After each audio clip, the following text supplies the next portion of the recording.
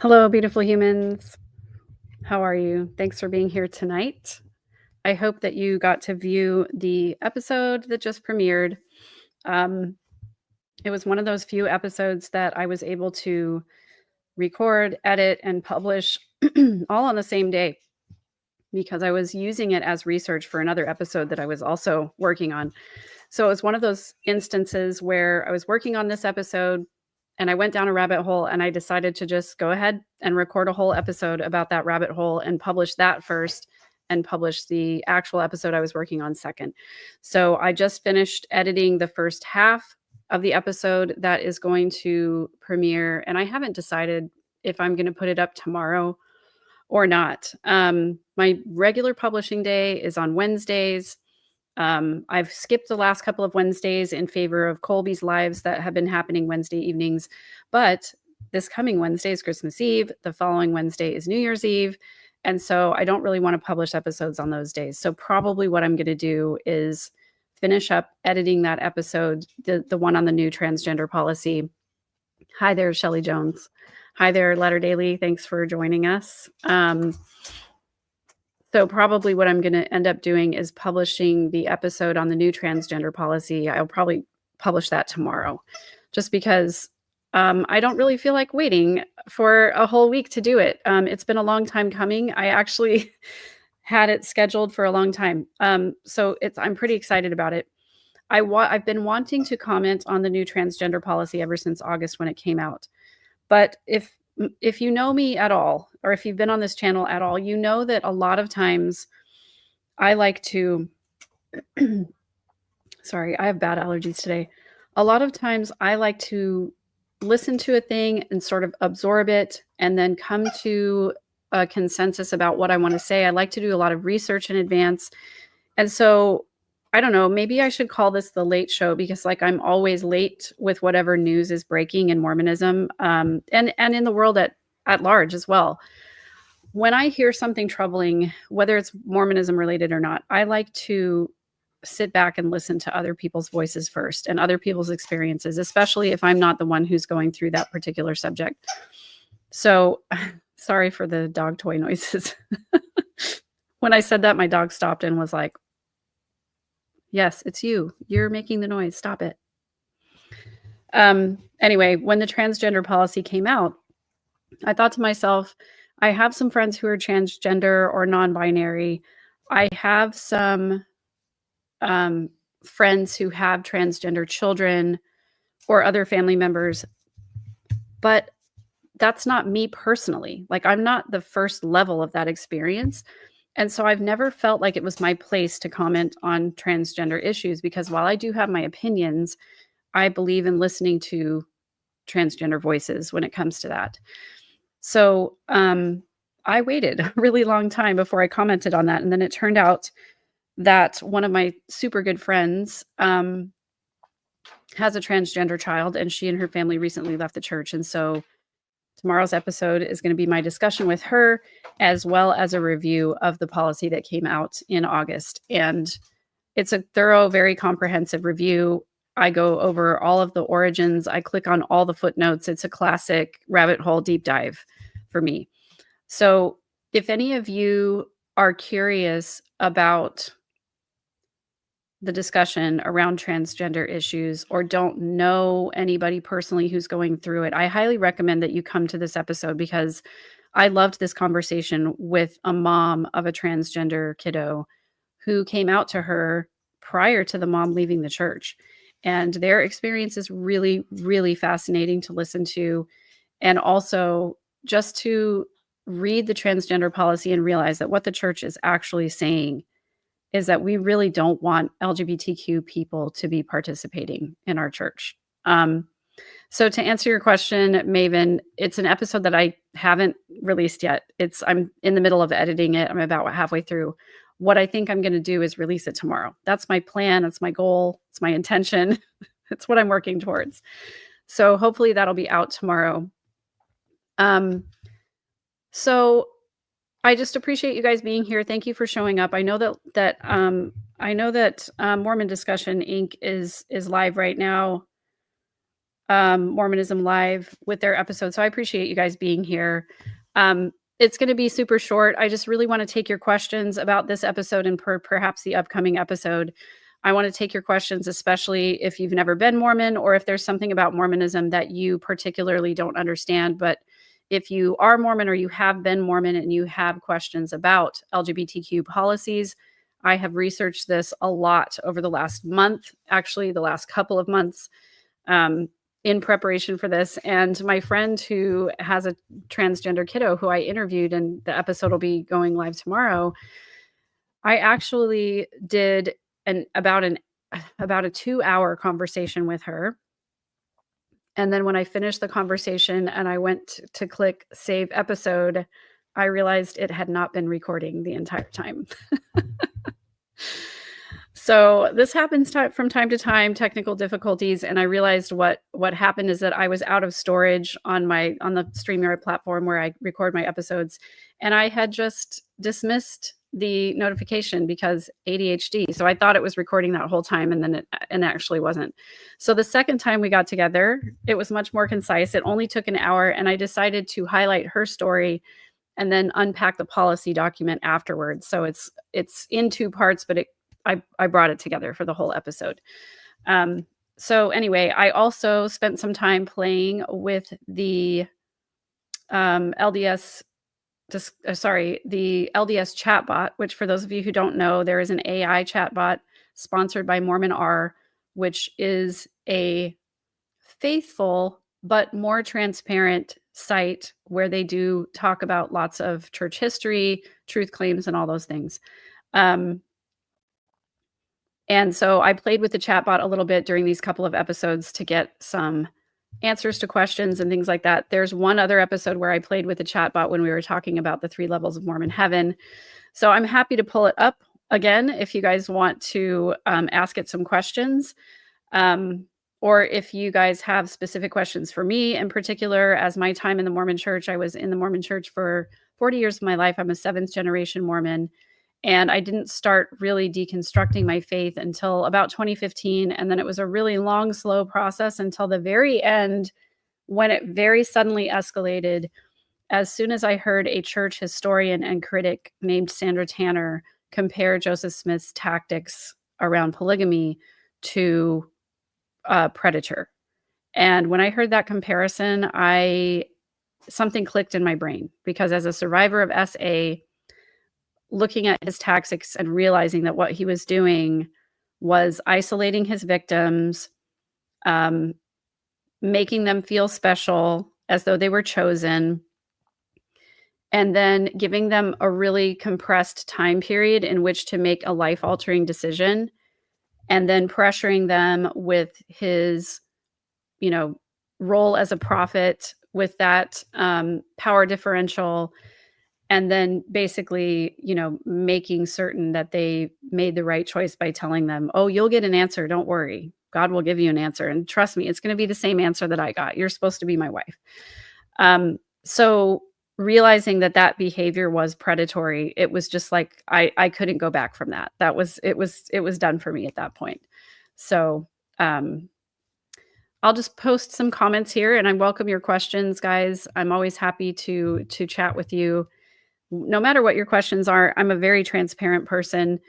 Some people say I share too much on here, but honestly, my experiences, I'm pretty much an open book. I want people to be able to ask me questions and know that I'm going to answer it authentically, even if it's a difficult answer, just because I've done so much work to heal from my traumatic experiences that I don't mind talking about it at all. And my entire life mission is to help other survivors and other people who are in coercive control situations. And so I'm happy to answer any questions that you have about that. Atalane says, I've seen some comments online and people say, I don't want my kids to be confused and they shouldn't be around that. But that's essentially saying trans people shouldn't be anywhere a child might be. And that's so true. And if you're worried about your kids being quote unquote confused, that's a you problem, because your kids are going to be what they're going to be.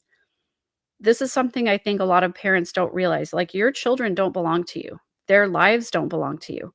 You don't get to dictate who they're going to become. Like, you can indoctrinate them in a faith if you want to, in a political ideology, in your worldview. You can do that all you want. But what's going to ultimately happen is that at some point in their lives, they're going to get out into the community and see that their experiences out there different from the ones that you taught them about. And how they react to that is nothing you can control. So if you as a parent are trying to control the trajectory of your child's life, ultimately that's a failing proposition. I believe that parenting, the highest level of parenting, is parenting as guide, parenting as guardian, where yes, we protect them from harmful situations and harmful people. And yes, we present them with a good foundation of healthy communication skills, and we teach them love and acceptance and belonging. But ultimately, what they choose to be and who they choose to become is completely their decision to make. And all we can do is one of two things. We can either choose to love them no matter who they choose to become, or we can choose to put distance between us when they make choices that we don't agree with. And there's really not a third option. As a mom of 6, with almost all of my kids grown and out of the house, 4 of my kids are out of the house. I have an 18-year-old son and a 15-year-old daughter. And in my experience, they're all completely different. So we have choices as parents. Controlling our kids is not one that's ever going to work. So I do agree, Renee Michelle, it is really hard when you live in Utah. Your family's full of church leadership. I recognize I'm in a privileged situation where I live in San Antonio. Nobody cares. When I left the church, nobody cared. Some people did, but only because I said some things in parting that they took offense to. But it's not like my livelihood depended upon it. And I realize that in Utah, that's a lot of people's situation, especially when your family's full of church leadership. My parents are in church leadership, and we've had a couple of very brief conversations about my faith transition where they just doubled down on their ideas, and I just have had some distance. So it is really hard when you are in a family situation like this. However, if you need some help setting boundaries, if you need some help clearing space for you that feels safe, I would love to help you. You can go to my website, third-verse.com. I have a free coaching link there. You can sign up for a free session with me. It's a shorter session, but we can talk about whether or not I can help you, what resources I can plug you into. I always want to accommodate my clients in that way. And I also have an e-course that's coming up starting January 7th. I'll put the link here in just a second. It's an e-course that teaches people how to recognize and defend against manipulation and control. That's one of the things that I care the most about. You heard me say it in that past episode. If you would like to register for the e-course, I can give you a code for 50% off if you want to email me, and I'll put my email in the chat as well. I am super bad about letting my mods know when I have an episode. So when I don't get them, when they're not here, I totally don't blame them at all. I'm excited to hear this, Maven. I'm going to definitely be there for that episode. That is going to be awesome. Yeah, thank you so much. I appreciate that, Michelle. It's definitely unique. If you want to know about the Mormon Church, don't ask a Mormon. Don't ask a faithful believing Mormon, because there's a lot about the history they don't know, and there's a lot that they are not willing to really talk about or dig into. So MB asks, when you were a faithful member, how did you navigate your sexual orientation? I basically ignored it.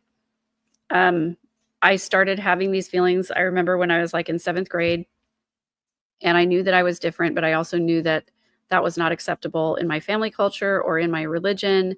And I didn't really even know what to call it at that time. I didn't think that I was gay, but I also didn't really know exactly what to do with it. I just knew that it wasn't going to be acceptable. So I pretended like it didn't happen. And just any time that I had those feelings, or I had an opportunity to act on those feelings, I just pushed them aside. I stuffed them down. I just said, I'm not going to entertain that, because it's going to be one more thing that makes me less acceptable in my family and my culture, where I was already sort of ostracized. And so it wasn't until the 2015 policy came out, the exclusion policy, where I finally allowed that part of myself to like stand up at the table. I talk about this on my episode with Zelf on the Shelf, where we talk about parts a lot. And I imagine my parts as like sitting around a round table, and like the Knights of the Round Table, where sort of like I'm the one who's in control, in charge, but all the parts get a seat at the table. And I like to think that now they all get a voice as well. At the time, like when that policy dropped in 2015, the bisexual part of me stood up and was like ready to speak, ready to say something. And sadly, I acknowledged her, but I did not allow her to speak at that time. So it was a really long time. It wasn't until after I got divorced in 2017 that I started acknowledging who I actually am and being able to accept that part of myself. So it's been a process, and it's an ongoing, it's a practice for me, because I was so indoctrinated and ingrained that that part of me was shameful and unacceptable. So it is a journey and it's a practice. And thanks for the question. I appreciate it. I agree with this. Individuation is a healthy and necessary stage of growth when children need to individuate themselves from their parents. Yes, parents' job environments setting boundaries for the children who have their own agency. Shelley Jones, I remember the days when organized girls' sports did not exist. My question, should trans girls be allowed in girls and women's sports? Okay, guys, unpopular opinion time. I say this with all the love in my heart for the people in my life who I love, who are trans and who are non-binary. And as a girl who participated, I played football in middle school, and I was the only girl in the entire league. I was a wide receiver. I made the all-star team, so I was really good at what I did. All of that being said, when it was time to go to high school and play football, that was a battle I did not want to fight. I did not want to be the only girl in a locker room by herself, ostracized from the team, with boys making fun of me and girls making fun of me and parents making fun of me and all of that's like, I just did not want to fight that battle. That being said, here's what I wish. I wish that we could classify sports as people with an XX chromosome and people with an XY chromosome, rather than making it a gender male-female thing. Men's basketball, women's basketball. Could we have XX basketball and XY? And here's the reason why I say that. Because men and women, XX and XY, are physiologically different. And I think that it is problematic to have people with an XY chromosome competing against people with an XX chromosome in any setting, because of the physiological differences between those two human beings. We've seen some examples of this, where people with XY chromosomes are being allowed to compete against people with XX chromosomes. And it ends up to be a very unbalanced and unfair matchup.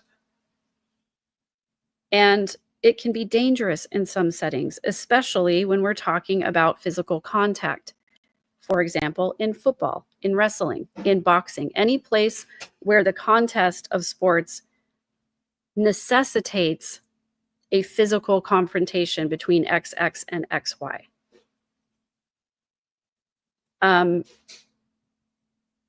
It's the potential for people with XX chromosomes to get hurt is huge, compared with the potential for people with XY chromosomes to be physically injured. It's the differential is too big. I just don't think that those two groups should be competing in the same arena together. That's my personal opinion. I realize it may be an unpopular one. I don't believe in discrimination. However, you have to recognize the fundamental biological differences between those two groups of human beings. And so That's my opinion. You can disagree with me. I welcome arguments that disagree with me. I want to hear voices that disagree with me. So I would love to hear your opinions and your commentary and your questions. I want to be respectful of all parties. I want to be respectful of everybody who has a voice in this discussion and who has, for lack of a better phrase, a dog in this fight. Like anybody who wants to compete in the sports arena and is a trans person, I would love to have that conversation with somebody who actually is a trans person who wants to compete in sports. I would love to have that conversation with someone. So if any of you know someone that I can talk to, I want to talk to those people. Because I want to hear about their own experiences. It's just like the new trans policy with the LDS Church. I wanted to speak to someone who is actually right in that conversation and that experience before I put my opinion out there. So I guess now I'm doing the opposite of that. I'm putting my opinion out there without talking to anyone who has had that particular experience. So again, this is a live. I may private it later, but before I would ever publish an episode on it, I would want to talk to people who are actually having that experience. So it's not anything where I am against anyone doing gender affirming activities, gender affirming care, whatever you have to do to affirm your gender. I support that 100%. But this is a good point as well. It's convoluted because people taking hormones change their bodies, their physiology, depending on when they started. Also, non-XX or XY chromosome people are just left out. This is true. It's a really complicated discussion. And again, yes, Maven, nothing about science and biology is simple. It's not cut and dry. There are so many variables and things to consider.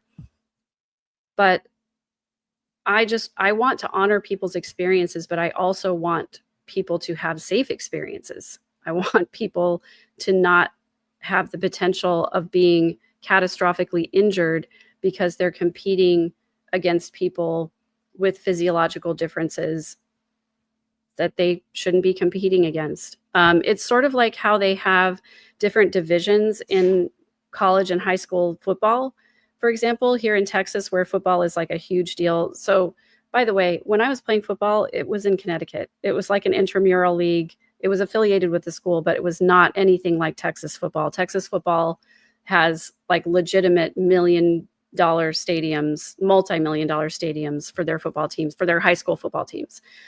And my parents did not like that I was playing football, by the way. It was not something that they would have wanted me to do. But when I was growing up, I was playing football with my brothers and the neighborhood kids, and I thought it was fun. And so when the opportunity came to do that after school, in middle school, I was like, yeah, so fun. Love to do that. So anyway, I totally got off topic. I'm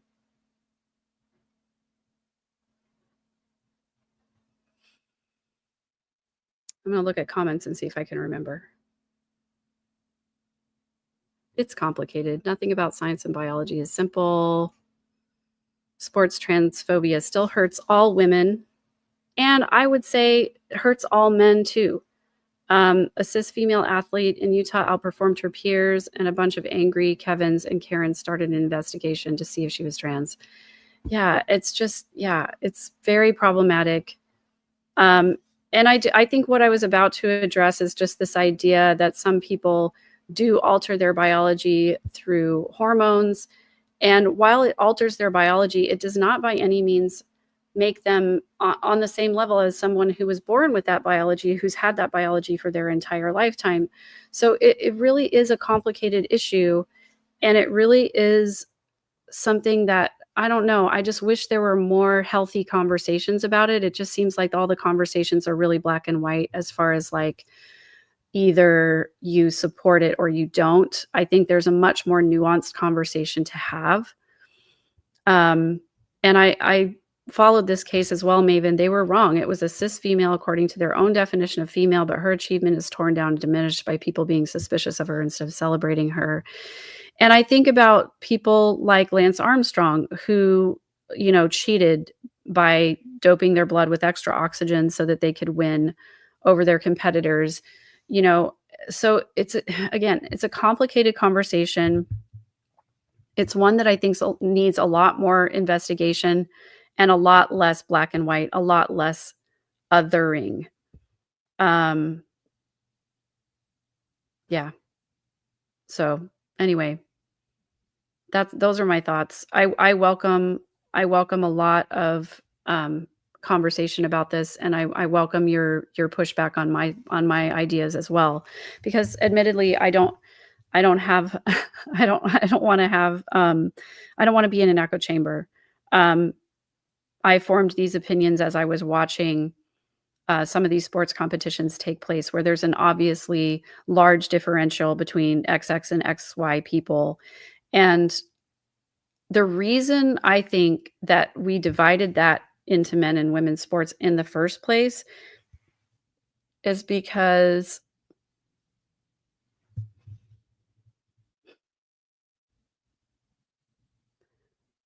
of the physiological differences. And John McEnroe got slammed for this, but he had a good point. When somebody asked him what he thought of Serena Williams, who is arguably one of the best tennis players in the entire world, somebody asked John McEnroe if he believed that she was one of the best tennis players in the world, and he distinctified. What am I even saying? He made the distinction that she's female and that she's one of the best female athletes in the world. And the interviewer pushed back and was like, why do you have to qualify it? And John McEnroe said, because if she was playing against men, she would be like 345th. And that's really not an exaggeration, to be honest. She would not be a champion if she was playing against XY individuals as an XX individual. And so, again, it's complicated. Like, a lot of people wanted to cancel John McEnroe for having such a comment, but there is a physiological difference. There's a difference in ability because of those physiological differences. So, yeah, it's complicated, and I think it's time to review a lot of these policies. I think it's time for the Olympics Committee to make some decisions, although I'm not confident that those are going to be decisions that are healthy for everyone, because there's so much dogma in Olympic sports, and there's so much dogma in the world in general. I just wish that people would open their minds and have a more nuanced conversation about these topics, instead of coming into the conversation with something really solidified in their mind. So I'm not sure yet if I'm going to even allow comments on my episode about the transgender policies. I don't know. I just don't know, because maybe it'll just be heavily moderated. I'm a little bit concerned about people with dogmatic viewpoints coming in and making ignorant comments that are going to be hurtful to people to whom this issue is very sensitive and very close. So, yeah, I appreciate you guys being here and engaging in this conversation with me. This is a good idea too. We could have weight classes just like they do this in men's and women's boxing right now. However, there was a boxing incident that happened recently with, a trans female, and the individual in the fight was badly injured, and it just wasn't really a fight. It wasn't really, to me, it wasn't a contest. It wasn't really a sport. And that's where I'm seeing, like, these differences in physicality makes it almost impossible for it to be a competition. There's just a lot of dominance, so it makes it so that it's pretty hard to have a contest that's even interesting to watch. I personally, I always love a close game, right? I love it when two teams are evenly matched and it's hard to tell who's going to win. When they're unevenly matched, it's not interesting to me. I don't really like boxing anyway. I think it's barbaric. But anyway, lightweight classes will have more females than males, but that allows smaller, thinner males to participate in sports without having to be very tip top of the game. Maven, however, I'm going to point this out too. Male athletes typically carry between 3 and 9% body fat. Biological females and people who transition to female typically carry a much higher body fat percentage. And the difference in that being that biological males who are athletes and they have that low body fat percentage, it means their muscle mass is much more concentrated. And I will give you this from my own personal experience, okay? Talking about my own personal experience and nobody else's. I've shown this picture before, this comparison picture of me wearing the same dress, but during Mormonism and post-Mormonism. During Mormonism with a shade shirt underneath to cover my shoulders so I could wear the garment. And I weighed 130 pounds or 132 pounds, something like that. So I always had that in my mind as like, I know I look good in this dress at this weight, and that's what I'm striving for. And the side-by-side picture is me after a year of CrossFit training, of lifting weights 5 days a week. And I weigh 150 pounds, but I fit into the same dress. So at 132 pounds with zero muscle mass, not zero, but very little, a person with an XY chromosome who also weighed 132 pounds would arguably have a much higher percentage of muscle mass than me. So I still don't think that that's a great way to do it. I think it's better than what we're doing right now.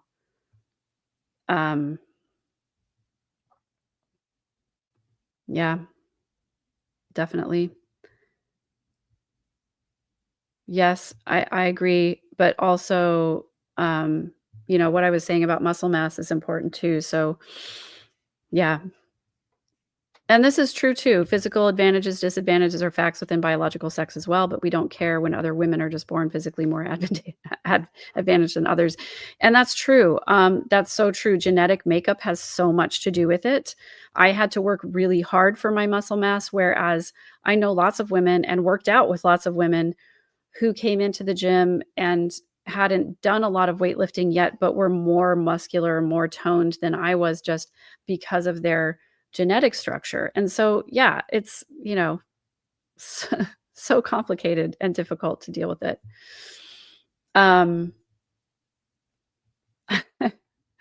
Yes, I hope we're all adults here in the way that we can engage in respectful conversations with each other. A lot of times, though, I agree with this when it comes to politics and religion. Lots of people tend to get heated over certain hot button things. But here's what I want to address. This is what my new channel is all about. When we get activated emotionally in a conversation, especially when we're talking about politically or religiously charged issues, we need to recognize the fact that the reason that we're activated is because there's some aspect of shame that is coming up for us in this. Some aspect of, like, our anger is always an emotion that is on the surface where there's something else underneath it. And a lot of times our anger comes up because of of shame. Sometimes it comes up because of grief. There are lots of different reasons why anger comes up for us. But when we get activated in a conversation such as this, a lot of times it's because we have not confronted our own shame over the things that we don't love about ourselves. And I'm going to keep saying this like a broken record because I think it's so important for people to understand. If I'm in an argument with somebody and they make a point that makes me angry, I have to stop and think, why am I angry right now? What is it about what they said that makes me angry? Am I angry because they're right and I don't want to admit it? Am I angry because they touched on a hot button issue? All of these things are so important to come up with. But this is what I will say about a lot of people I've listened to in the conversations about transgender issues. A lot of people are afraid of having the transgender conversation because they haven't confronted traits in themselves that they're ashamed of. Whether that means that you're uncomfortable with your biology, whether it means you're uncomfortable with your sexuality, whether it means that you were shamed into a sexuality. And this came up for me a lot too, as a bisexual female, knowing that culturally and familially I was unacceptable unless I chose to be with a man. So anytime somebody would bring up lesbian situations or bisexual situations in which women were being empowered to choose their own sexuality and express their own sexuality, I would get angry. Sometimes I would even double down on my sexuality or on my religion, on my faith, saying that it was right. In fact, this came up for me during Prop 8. When Prop 8 first came out, I was like, yes, marriage should be between a man and a woman. That is God's law. We should not mess with God's law. But I very quickly let go of that notion because I had to recognize the humanity in other human beings, even though I couldn't admit those things about myself yet. So all of that to just say that if you're afraid to have a conversation about anything, doesn't matter whether it's politics, religion, sexuality, anything, a lot of times it's because you're trying to dissociate from something that you have not yet accepted about yourself. When I was a child, I often got shamed for not being truthful. And that's because I did lie a lot as a child. It was not safe for me to tell the truth. It wasn't safe for me to say anything in my family of origin growing up. So I learned to lie about things in order to change the narrative so that I would get in less trouble. As a result, anytime someone brought up a situation where someone was being called out as a liar, I would get really, really angry. And I would be like, yes, liars are the worst. They're the worst kind of people, because I could not accept that about myself, that I became dishonest in certain situations in order to protect myself. And I was ashamed of it because I knew it was wrong. It wasn't until I confronted that about myself that I was willing to finally release those feelings of anger and shame. When we learn to accept and love all the parts of ourselves, even the dark parts, even the parts we don't want to admit are there, we are much better able to love other people. We can't love other people fully until we can love ourselves fully. That's a conversation I've been having on this channel since day one. Loving yourself is the most important thing that you can do for everyone else in your life that you love. If you don't love yourself, you cannot be the best mother, the best sister, the best daughter, the best friend, the best brother, the best uncle, the best anything until you love yourself first. Put on your own oxygen mask, right? And then you can show up for the other people who need it. Otherwise, if you don't put your mask on first, you're going to pass out and you're not going to help anybody. So Carl Jung talked a lot about doing shadow work. And all that is just admitting that there are parts of yourself that you don't want to be. None of us want to be jealous. None of us want to be petty. None of us want to be prejudiced. At least most of us don't. Some do, I guess. But I would posit that even people like, let's just go there. Even members of the KKK. Why do they do what they do? It's because they're afraid. They're afraid of people who are different than them. They're afraid of losing things that they have. They're afraid of scarcity. It's scarcity mentality. It's shame. And it's just unconfronted shadow side. So if we can look at those shadowy parts of ourselves and heal them and accept them and love them and say, yeah, there's a part of me that really wants to be petty and say terrible things about people I disagree with. But if I can admit that that's the truth and recognize that my petty part has a purpose sometimes, allows me to have some snark, some sense of humor, then, that allows me to connect better with human beings. So I just want to encourage you to take some time to sit with the parts of yourself that maybe you don't love yet. We all have thoughts of jealousy and anger. We all have thoughts of prejudice and unkindness. It's that line from A Few Good Men where Jack Nicholson says, way deep down in the parts you don't like to talk about at parties, you want me on that wall. You need me on that wall. He's absolutely right. There are parts of ourselves we don't talk about at parties. We tell those parts to be quiet. We tell them to sit down. We tell them not to come out in public. And the more we do that, the more likely it is that those parts are going to become dysfunctional. Because what happens to an individual when you tell them to be silent and go sit in the corner? Eventually, they're going to get really angry at being silenced, and they're going to make themselves known. And that's what happens to the parts of ourselves that we push aside, that we stuff down, and that we don't allow to have a voice. When I have a part of myself come up that I recognize as part of my shadow, the angry, the jealous, the petty side, I say, thank you for showing up today. Thank you for teaching me what's important to me. Thank you for allowing me to be a human being and to have uncomfortable feelings. What I'm going to ask you to do is to realize that while I love and accept you, I don't want you to speak right now. I want you to add to the conversation, but not control it. And I think that's the important thing. Our dark parts, our shadow parts can always add to the conversation of who we are. If we ignore them, then they start trying to control the conversation. And that's when it comes out in dysfunctional ways. That's what happened to my cousin, Lori Vallow. She dismissed and ignored her shadow so much that her shadow became who she is. It became her whole persona. And it's so, so important for us to acknowledge and love those parts so that they don't take us over. There's a lot of important comments coming up. Maven, thank you so much for being here and for all that you're contributing.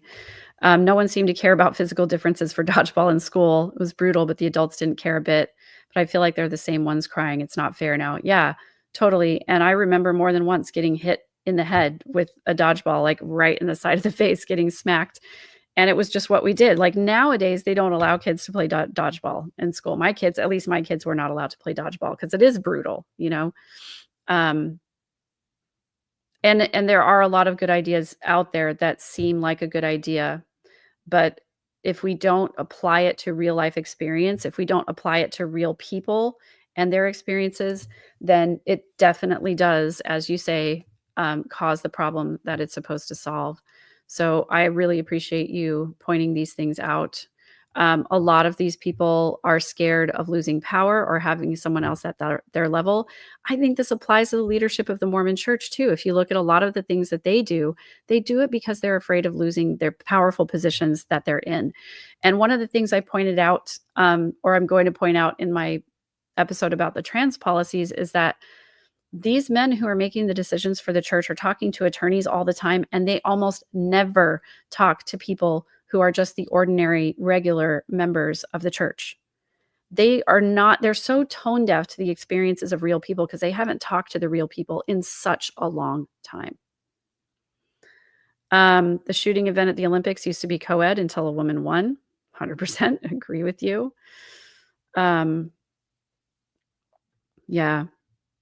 This is definitely an area that I'm still learning a lot about. And this is a good point. The boxer I mentioned participated before and didn't place, and no one cared. Her opponent had a previous nose injury she thought was healed, realized it clearly wasn't. So thank you for putting that out there.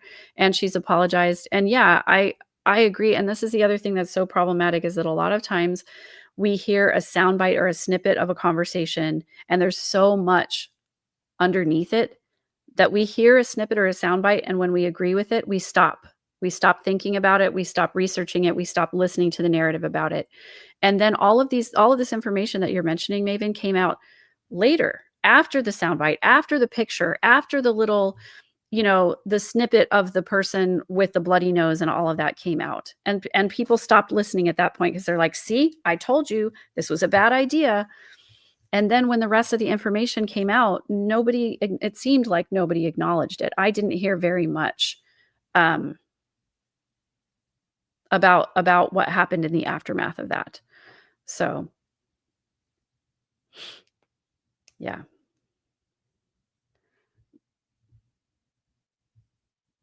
Yeah, this is a good point too. Thank you, Powerfully Powerless. Not a trans thing, but interestingly fits. As a wheelchair user in high school and PE, I was expected to do volleyball, had to make the teacher try in my chair before he got how hard it was. This is my point exactly.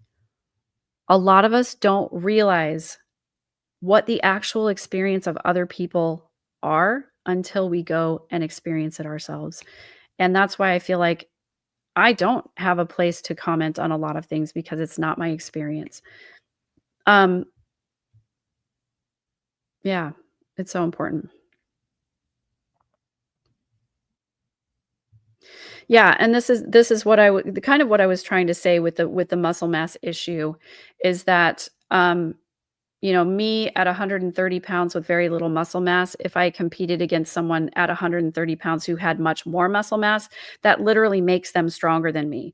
So just from a weightlifting standpoint, when I weighed 130 pounds and I had very little muscle mass, I could barely squat 70 pounds, barely.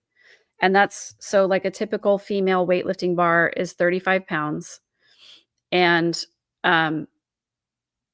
if you add two 15-pound plates, that's 65 pounds, right? I could barely do that as a woman at 130 pounds with very little muscle mass. When I weighed 150 pounds, I could squat 150 pounds because my body fat percentage was lower, so my muscle mass was more dense, which made me more strong. A man at 150 pounds could probably squat at least 200 pounds. It's just the differential in what you're capable of when your muscle mass is more dense, as opposed to when your muscle mass contains a higher percentage of body fat, if that makes sense. So it's an interesting conversation. It's one I would like to see more data on, frankly, and I think it needs to be part of the conversation when we're talking about sports. So I started a couple of comments that came up a long time ago that I just want to go back and address real quick. If families can be together forever once you're married, do you go with your birth family or your husband's family? This is something that always was kind of crazy to me because it's like, okay, I'm sealed to my parents. So my parents and I are going to be together forever. But then when I get married, I'm sealed to my husband. So then am I going to be with my husband or my parents? Well, the idea is that everybody eventually is going to be all sealed together as one like long, giant, unbroken chain, and that we're all going to be together. So it kind of doesn't really matter. But to talk about the distinction that you're mentioning, basically, we're all supposed to be gods and have our own planets and procreate our own spirit children and whatever. And so, technically, you're going to be able to be with your parents, but technically, you're going to be with your husband anyway. It's super confusing. It's like Mormons try to have an answer for everything, but when you actually dig down into what does this actually mean, there aren't any great explanations for it. Renee Michelle asked, what's going on with the new stuff they're pushing out to kids about church history and polygamy? My husband's family already said it got out recently. A lot of people have covered this already, especially in the post-Mormon space. I am going to talk about it, but as per usual, it's going to be the late show because I'm still listening to a lot of different voices, both faithful and not faithful, about it. And I think I very well understand what my position is. I think it's incredibly harmful. I think it is grooming. And the Mormon Stories episode yesterday with Natasha Helfer was just groundbreaking. Like nothing else needs to be said. I think if you listen to Natasha Helfer, who is a licensed sex therapist, when she says that this polygamy cartoon is assault, it is. It's spiritual abuse. It's emotional abuse. It is assaulting children with a narrative they should never have to listen to or discuss. It's a huge topic. I want to do it justice. I can't do it justice right now, but I will say, please go listen to that Mormon Stories episode, because who better to comment on whether or not talking about polygamy is age appropriate for children? It would be a licensed sex therapist. Natasha Helfer is dealing with the fallout of Mormonism being a sexually repressed cult. And so she sees it in her practice every single day. And so I think that it's incredibly important to listen to her comments on it, especially at the very end. She has a summary that really just makes it very clear what is actually going on. And it's one of those things that, like, when I was a true believing member, a lot of times the church would put stuff out that I was like, that seems kind of weird, but it came from the prophets, seers, and revelators, so I'm not going to contest it. Like, they must be right? Question mark, because the Lord would never let the prophet lead us astray? Question mark. So, um, by the way, this is one of the reasons why I know that the teachings of the church are not true, is because they say, well, the Lord would never let the prophet lead us astray, and yet the prophet has led us astray in so many instances, and yet he's still here. I think this is a great name for a planet, and I would come live on your planet any day rather than have my own. I do not want my own planet, and I certainly don't want to be procreating for eternity. I think that sounds horrible. No, thank you. Did enough of that in this life, probably more than I should have. It was not always pleasant. Maven says, I can't argue against men or women who are stronger than me, but I can criticize a trans person. It's an outlet for feeling powerful over at least one other person and lifts me up a bit. I'm gonna think about that one.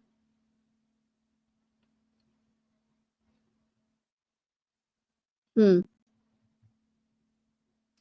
wait, if I knew I got to name my planet, I'd have stayed in.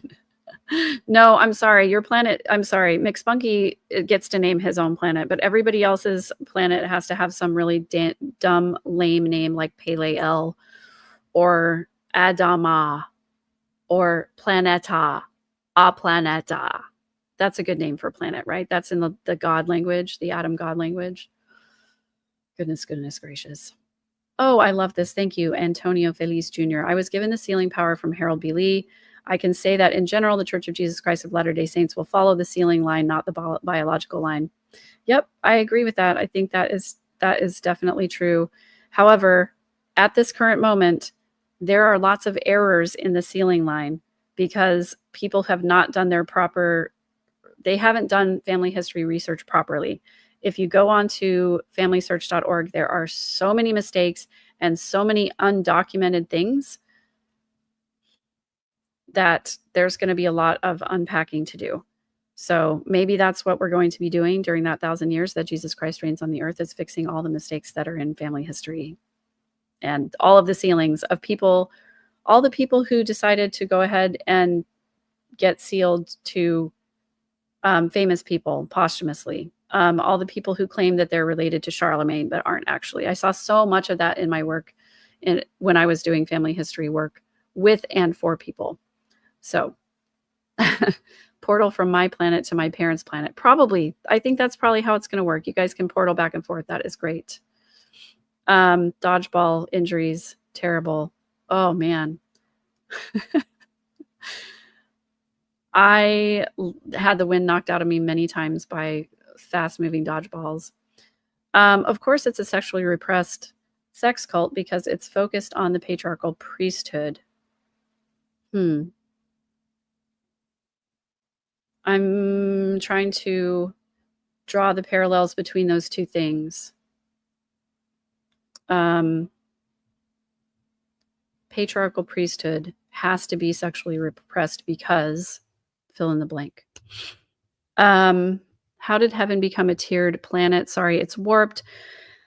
So heaven is not a tiered planet, powerless. It is said that the earth is going to receive its paradisiacal glory, and at that point will be transformed into a new place. And so, yes, we're going to have 3 levels of heaven, in case you did not know. Celestial kingdom, the highest degree of heaven, is reserved for those people who have been sealed, men and women who have been sealed to each other in a temple by someone with priesthood authority, and they will be allowed to progress and become like God. Everybody else still going to be in a glorious, beautiful place.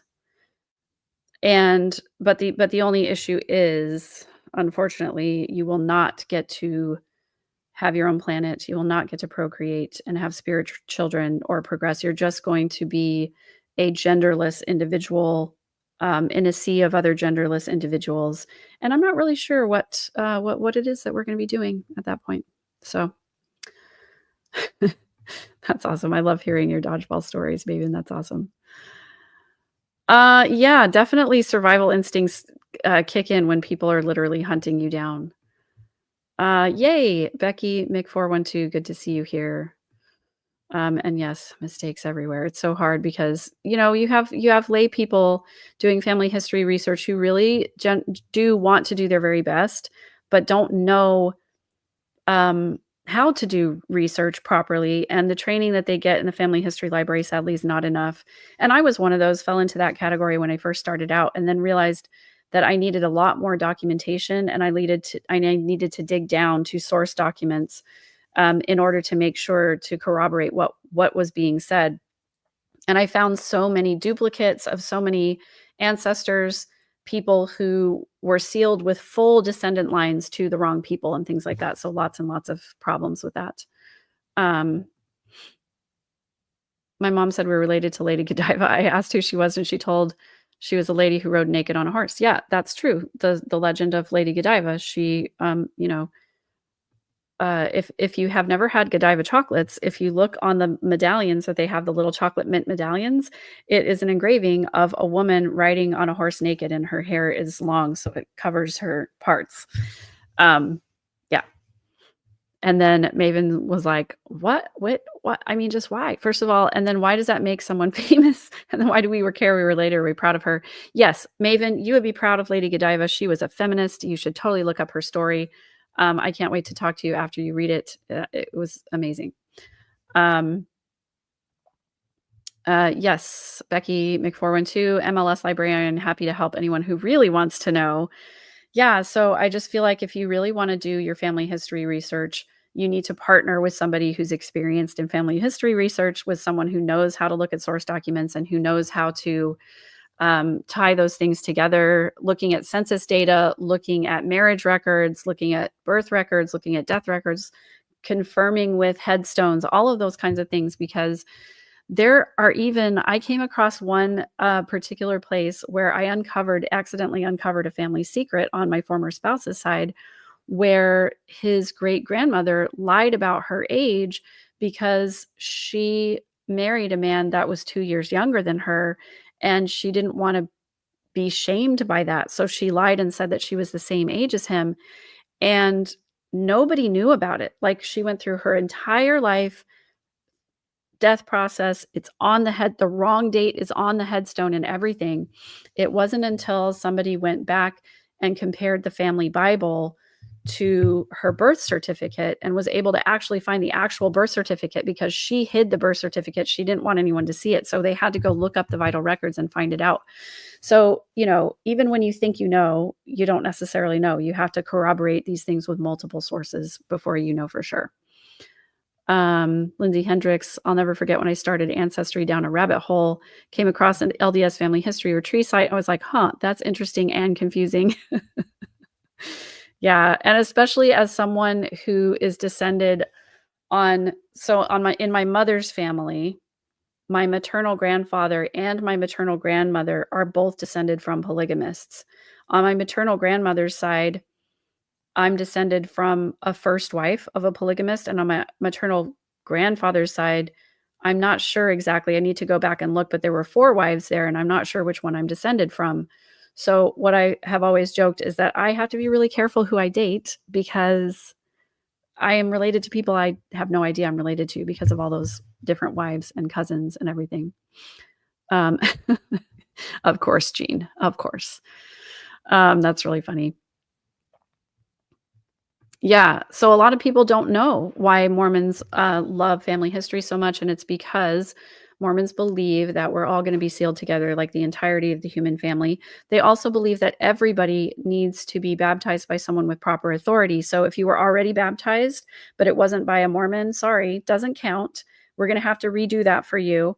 And you may have noticed, well, actually, this was something I'm doing on my next episode, not the episode tonight, but I was recording it earlier today, where they say that the person who has died, if I were to go to the temple to do a baptism for that person is in heaven waiting for it. And they can either choose to accept that baptism or not. They can either choose to say, yes, I accept it. I'm going to be a Mormon in heaven. Or they can say, nope, I don't want to be a Mormon in heaven. Yeah.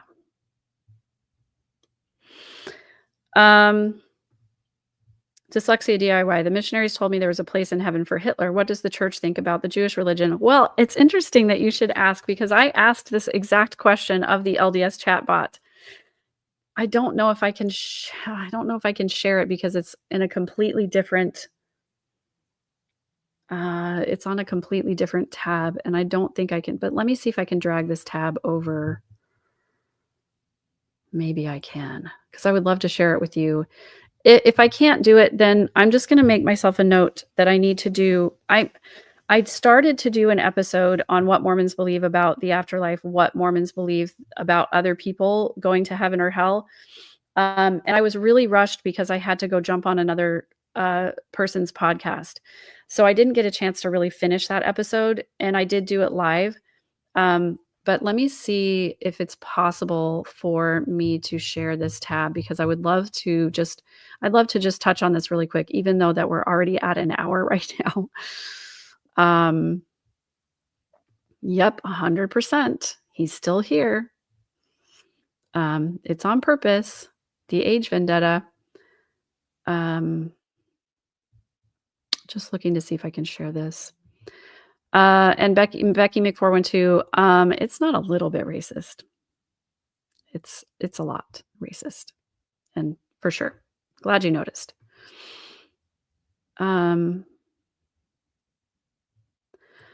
This is interesting. You've been told that your ancestors helped to build the first Mormon temple in Salt Lake. However, none of my family was Mormon.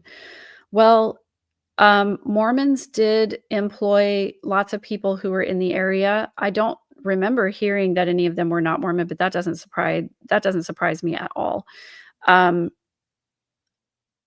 They did they did source granite from a place that was pretty far away from Salt Lake, so it's definitely possible that there were a lot of tradespeople. They needed a lot of tradespeople to build that temple. I don't know if you've ever been there, but for me personally, like seeing it from the outside is one thing. Going inside and seeing all of the hand-carved woodwork and all the craftsmanship that went into building that temple, I literally was overwhelmed. In fact, I got a little bit teary thinking about the time and effort that all of those people devoted into building that temple, which took decades to build. It's something that I'm still in awe of now, even though I don't believe the truth claims of the church. I do have a great deal of love and respect for my pioneer ancestors who did give and sacrifice so much. So it's possible. I actually would love to dig into this a little bit, and I'm gonna make it one of those things that I look into.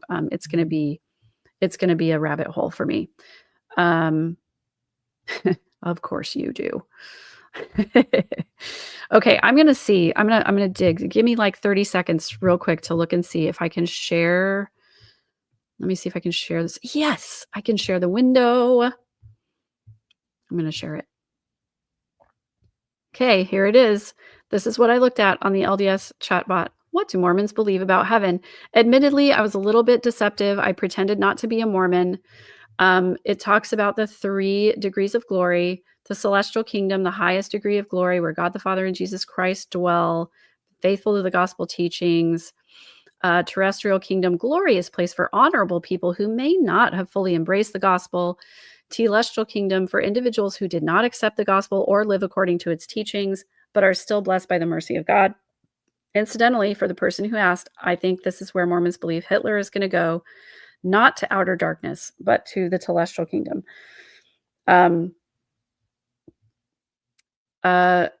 And then I asked to dig down a little. This kingdom is for individuals who did not accept the gospel or live according to the teachings, but are still blessed by the mercy of God. Yes, that's right. And when I did this episode, I said that I imagine the LDS chatbot as having the same voice as the DNA in Jurassic Park. You know, the dino DNA, because it uses emojis and it's like so positive and happy. Yes, that's right. The celestial kingdom, indeed, is part of Latter-day Saints' belief system about the afterlife. It's considered the lowest of the 3 degrees of glory, but it's still a place of peace and happiness, much more wonderful than our current life on earth.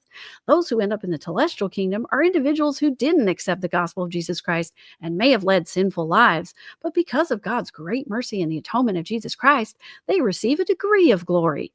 Anyway, and then I said, it says, living the gospel. So I said, define the gospel. And it says in a Latter-day Saint context, the term gospel refers to the teachings, doctrines, and ordinances of Jesus Christ. And it talks about faith, repentance, baptism, receiving the gift of the Holy Ghost, and enduring to the end, which if that doesn't sound depressing to you, I've got news for you. Man, it was depressing to me. It says that you have to receive all the necessary ordinances. So I asked him to list that.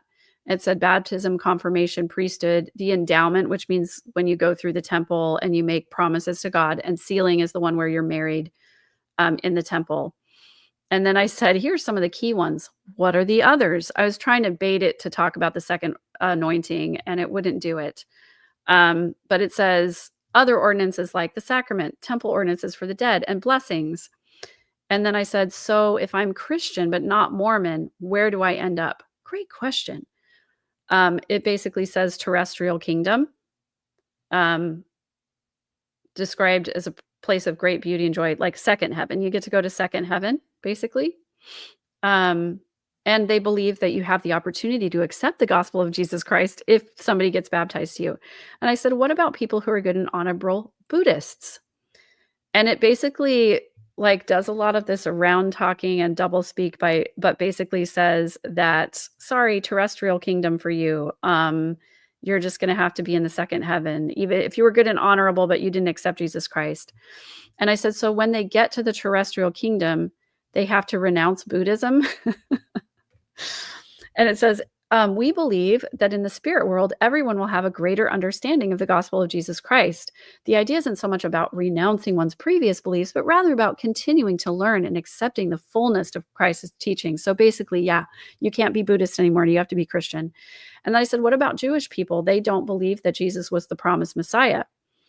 And it responded, Latter-day Saints beliefs hold that all individuals, including Jewish people, will have the opportunity to fully understand and embrace the teachings of Jesus Christ. So again, Jewish people, sorry, second heaven for you unless you embrace unless you embrace Christianity, completely accept Jesus Christ as your savior. So nobody in heaven will be Jewish? Not exactly. The way the Latter-day Saints understand it, heaven's a place where everyone will have a complete and perfect knowledge of Jesus Christ. So again, it's saying it again. You have to accept Jesus Christ to get to that highest heaven. So I quoted it back and I said, many Jewish people, along with others of different beliefs, will certainly be in heaven. And I said, but only if they accept the teachings of Jesus, right? And it says, yes, that's correct. So yeah, I basically got it to admit you have to be Christian to be in heaven. So, and I said, so immediately after a Jewish person dies, what happens? And then it says, when someone passes away, Latter-day Saints believe their spirit enters the spirit world, which is a sort of waiting place until the resurrection and final judgment. In the spirit world, there are generally considered to be 2 conditions, paradise and spirit prison. Spirit paradise is a state of rest and peace for those who have accepted Christ. Spirit prison is not necessarily a place of punishment, but it's more like a state where spirits have the opportunity to learn and accept the gospel if they didn't have the chance or chose not to accept it in this mortal life. So it's like, we're going to put you in prison until you adopt our beliefs, basically. And I said, if it's not a place of punishment, why is it called prison? It says, great question. The term spirit prison might sound a bit ominous, but it's not meant to imply a punishment in the typical sense. In Latter-day Saint theology, it's more about the state of being separated from God and not having the fullness of joy because of choices made on earth, sad choices, bad choices. It says, think of spirit prison as a situation where spirits are held back from the full blessings because they haven't yet accepted Christ or his teachings. And this is exactly what I was talking about in the episode with Dallin Oaks, where he says, like, the fullness of God's love and approval only comes when you live all the commandments. In other words, Mormons don't actually believe in unconditional love. And so I said, held back from the blessings, it seems that God's love is conditional upon accepting Jesus Christ in Mormonism. And he says, I can see how it might seem that way. But from a Latter-day Saint perspective, God's love is infinite and unconditional. He loves all his children, no matter their choices or beliefs. The conditions come more in terms of the blessings and eternal potential we can receive. So I said, so God loves Jewish people, but will not share the full extent of his blessings with them. And he goes back and doubles down and says, this isn't meant to exclude or diminish anyone's worth or heritage. Instead, it's believed God provides a path for every individual to receive the fullness of his blessings if they choose to accept it at any point along their eternal journey. So again, you have to fully accept it in order to get all of the good stuff. And I said, informed choices about following Christ. This is an important concept. It seems not all Mormons are fully informed about the origins of their faith or some of the current practices of church leaders. It says, I understand where you're coming from. There's always more to learn about any faith, and Latter-day Saints strive to continually seek knowledge and understanding about their beliefs, history, and practices. The church encourages its members to study the scriptures, seek personal revelation, and stay informed through official church resources. Anyway, I went quite a long way down this rabbit hole with the LDS chatbot. I had a great time. One of these days, I'm going to do a live where we just play with the chatbot. I would love to take your questions. Feel free to go on there and play with it yourself. But there are sometimes like it's fun to sort of try and catch it. Nemo the Mormon does an episode where he tries to get the chatbot to admit that the chatbot does not believe that the church is true, and that's a really interesting one. Definitely, love that. Yeah, I just have all kinds of silly accents. Oh, I definitely have a Mormon voice. I have a voice where I used to bear my testimony in sacrament meeting, and it was really cringy and horrible. Yeah. So can any atheist go to second heaven if they're good people? That's a great question. I need to ask the chatbot. Yeah, definitely want to do that. I will do it. I will. At some point in the very near future, I will have a live that's just dedicated to taking your questions for the LDS chatbot and explaining its answers. So yeah, it's true. You kind of do. You end up a smoking turd in purgatory. That's the way it works. What does the chatbot say about this current third dimensional world, or the world in which you now live? Is the temple down? This is a great thing to ask the bot, and I want to do that. We're over an hour right now, so I want to dig into some of these things, but I don't want to go too much longer. But what would be super fun too is if some of you go and play with the chatbot yourself. It's at ldsbot.com. Go ask it your questions. Let me know what answers you received, and I will try to help you uncode them for you. Hey, Diamond Dave, it's always great to see you. Love to have you here. I remember some of these days when I used to work like crazy too. So I hope that you get some real rest and sleep. So Monty D says, so you can do works and not accept Jesus, or you can accept Jesus and not do the works. You still get to Dollar Tree heaven. Love it. That is great. Yeah, it's so great to see so many people coming in from other channels and chats. I love collaborating with other creators. If you have an idea of somebody that I can collaborate with, I would love to. I definitely love to share my audience with other channels and vice versa. I think there's always so much good overlap that can happen in that case. This would be a fun holiday hangout live. Just so you know what I have coming up, I am going to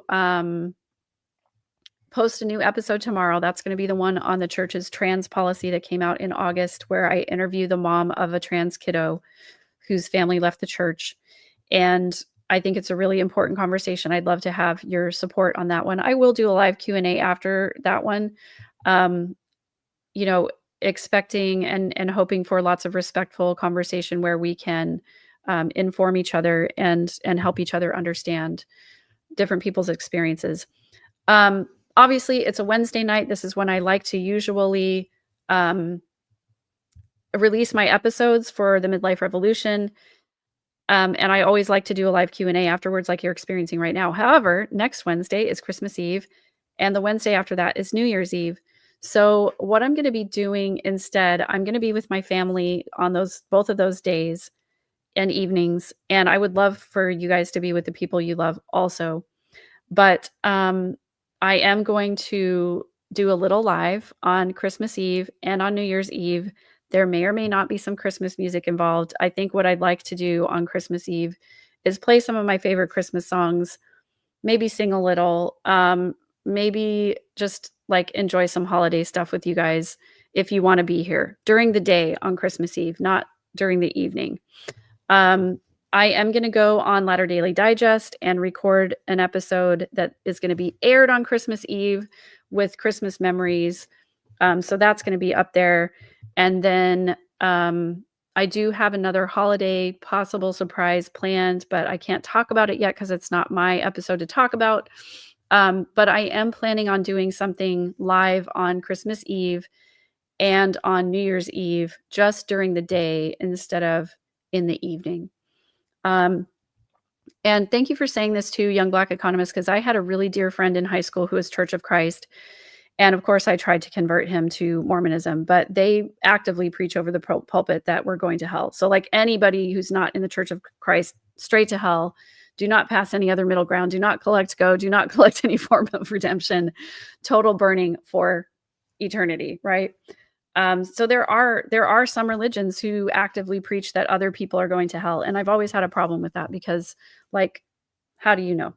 You know, and no religion, I don't think any religion has the right to tell other people that they're going to hell, and especially not individuals in that religion, because I think that it's pretty universal that Christianity as a whole believes that God and Jesus Christ are going to have the ultimate judgment. So individuals should not really be classifying where people are going to go. Just saying. Okay. Okay. That's all. Yeah, lots of people. I wish we could like have it. You know what we actually could do is we could have a little sing along. I think it would be fun. I know that there is a setting on StreamYard. I think I can have up to like 100 people on at the same time. So maybe what I'll do, I kind of hate to make it members only because I know some people can't afford a channel membership. I think the lowest level is like $3.99 or something like that. How about this? I would love to do it. I think I probably need to make it members only because I don't want random trolls wandering into our Christmas celebration. So how about this? Become a channel member if you can. If you can't, send me an email and I will send you a link. I think I should be able to send you a link that you can get into even if you're not a channel member. How's that sound? I don't know. I don't know how to do it. I'm new to this stuff, you guys. It's all a learning curve. If any other creators out there have done something similar like this, I like the idea of members only because it's a little bit more secluded from the general population. There are a lot of trolls out there, believe it or not, people. There are a lot of people who would love to see me roasted. Not that I mind roasting. I've been roasted lots before. And actually, when I get roasted, especially in the comments, I always say, thank you so much for your comment because the engagement helps the algorithm. But just what I don't know, like singing Christmas songs, with no filter as to who can wander in and out feels a little bit weird and scary to me. So anyways, I don't know. I'll think about it between now. I've got like at least 6 days, right, to figure it out. So if you have suggestions, email me at askmegan@gmail.com, MEEGAN. Diamond Dave, maybe you have an idea about how to do this. I know you do lots of live Discordy kind of things and whatever. So maybe you have some ideas for me. Anyways, I love you guys so much. Thank you so much for being here and engaging in this really important conversation. I am so grateful to all of you who have respectful comments, respectful pushback, questions, and even disagreements for my opinions and everything like that. I always want to learn. I realize my experiences are limited, and I always want to listen to the experiences of other people. So thank you for engaging in that conversation with me. Thank you for being willing to examine your own biases. Thank you for being willing to do some shadow work and to dig into your own stuff. I really appreciate that about this community. I love this this community. It's such a caring and wonderful space for so many people who really need it, who really rely on it. Lots of people come and tell me privately how much they need these lives. And so to all of you who are here and participating, thank you so much for being something so necessary for so many people. And as always, please subscribe to the channel if you haven't already. Please like the episode. Please share it with people who need to hear it. And please invite people to our lives, because I know there are a lot of people out there who are hurting for connection and community out there in the world. And I would love to have more people join this space, which is so kind and welcoming. I love you guys. Thank you so much. Be good to each other, but most always be good to yourselves.